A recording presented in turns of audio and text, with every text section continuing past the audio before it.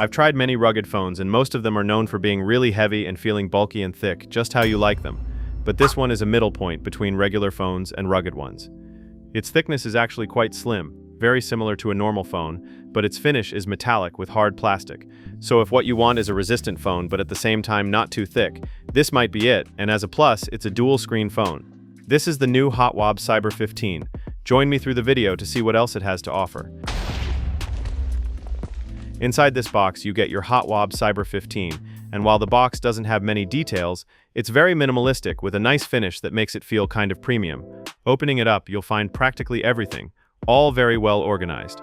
Here we have a manual, the SIM tray ejector key, a small box, and inside this box we get three things: some microfiber cloths to clean the screen and apply a screen protector, a USB-C to USB-C cable, and interestingly, an OTG adapter so you can connect a hard drive, a USB controller, or a flash drive, whatever you need. We also get a 33-watt charger. We take the phone out, and inside we also find a tempered glass protector to put on the device. And that's all.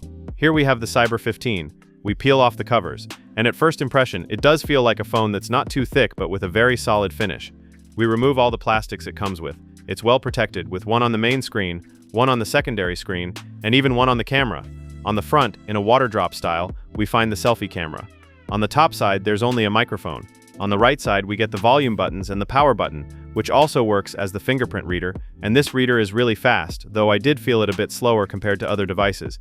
It was very accurate, but it took a little longer to light up the screen. Nothing that really affects daily use, but I wanted to mention it.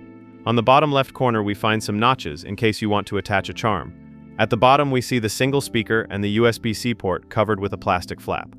On the left side, we'll find two things: a red button that can be customized for quick actions such as turning on the flashlight, taking a screenshot, or opening any app you want. You can set up 3 actions: single press, double press, and long press. Right next to this customizable button, we find the SIM tray.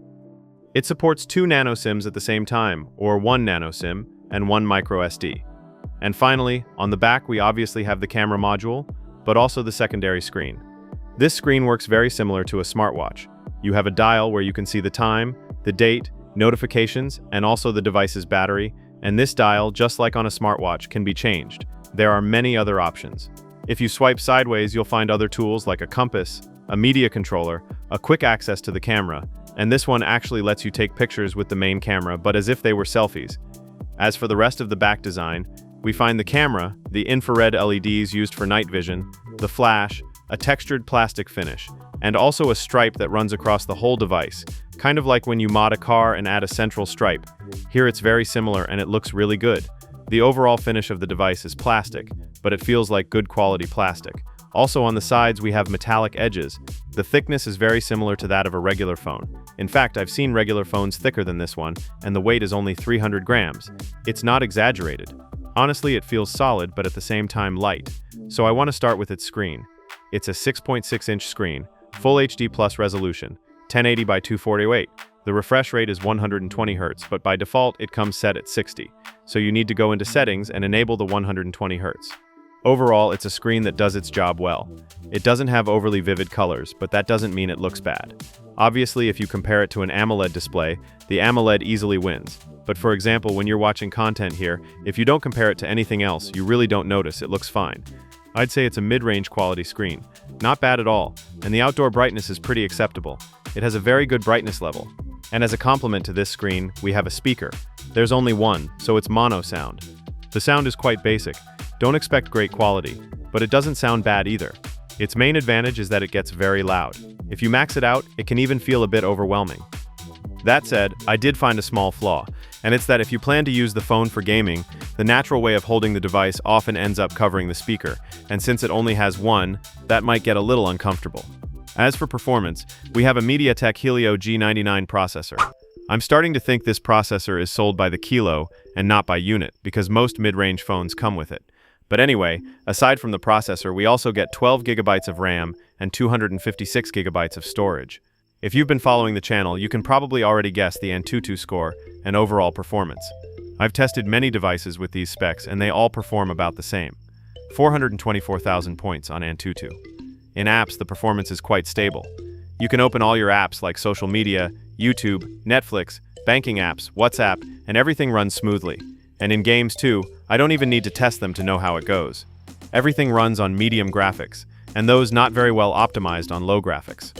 Overall, you can play a wide variety of games except the heavier or less optimized ones like Fortnite, but for example, Call of Duty runs on medium graphics, high frame rate, and no issues at all. Minecraft at 12 chunks also runs just fine.